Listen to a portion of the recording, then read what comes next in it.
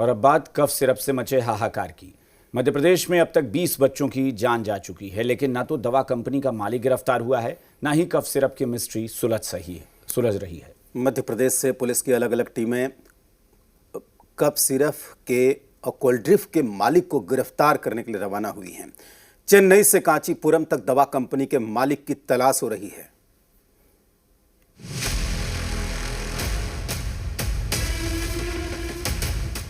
Cough syrup से हाहाकार, परिवार लाचार। दवा कंपनी का मालिक फरार, गिरफ्तारी का इंतजार।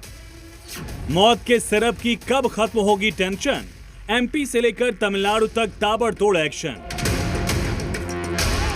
कफ सिरप से बच्चों की बिगड़ती हालत को लेकर एमपी से तमिलनाडु तक हड़कंप मचा हुआ है। एमपी के छिंदवाड़ा, पांडुड़ा, बैतूल में 20 बच्चों की जान जा चुकी है। लगातार नए केस रिपोर्ट किए जा रहे हैं। अस्पतालों में हालत ऐसी है कि कई बच्चों को इलाज के लिए नागपुर रेफर किया गया, तो वहीं कई बच्चों का इलाज छिंदवाड़ा समेत एमपी के अलग अलग अस्पतालों में चल रहा है।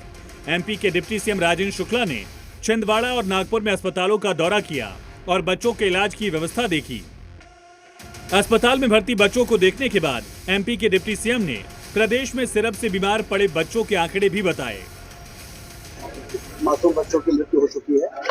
सरकार बहुत आरोपी कंपनी जो दवाई बनाने वाली कोल्ड ड्रिंक बनाने वाली कंपनी है, उसके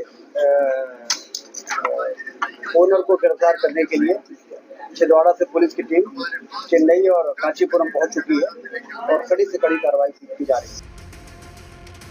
एक तरफ सरकार बच्चों के इलाज की व्यवस्था और कड़ी कार्रवाई की बात कर रही है, वहीं छिंदवाड़ा में डॉक्टर की गिरफ्तारी पर आईएमए की चेतावनी के बाद सरकार के सामने डॉक्टर्स के एसोसिएशन को समझाने की चुनौती भी है।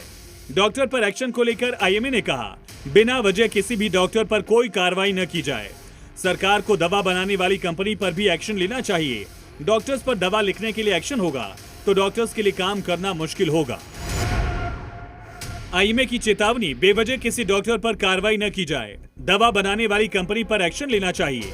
दवा लिखने पर एक्शन होगा तो डॉक्टर कैसे करेंगे काम।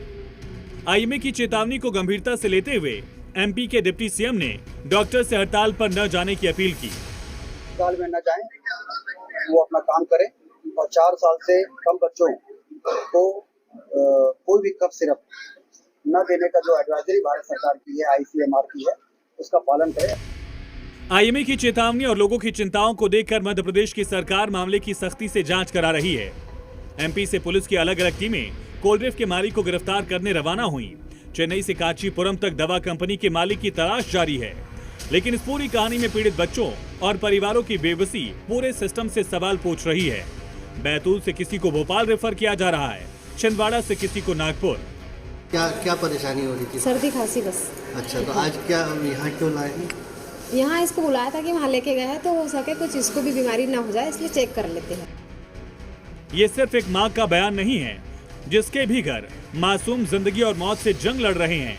वो इसी तरह लाचार होकर अपनी अपनी फाइलें समेटकर अस्पतालों के चक्कर काट रहा है, लेकिन कफ सिरप मिस्ट्री सुलझने का नाम नहीं ले रही। ब्यूरो रिपोर्ट, जी न्यूज।